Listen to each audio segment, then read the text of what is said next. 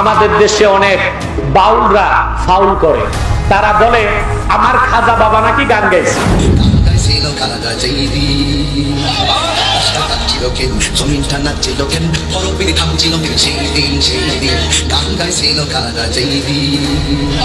ধরো, দুই হাত বাঁধো, মাথার চুলগুলি চাষো, তালুর মাঝখানে সুপারি রাইখা কাঠের খরম দিয়া 10টা বাড়ি লাগাও।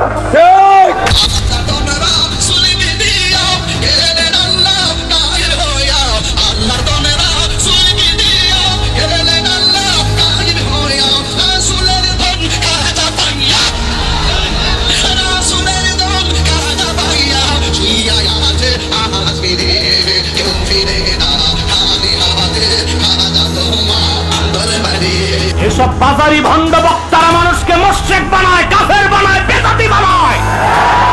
সুনামগঞ্জের মাটিতে তাদের জায়গা দিবেন না, বহিষ্কার করবেন এইসব মাজার পূজারী মুশরিক বক্তাদেরকে।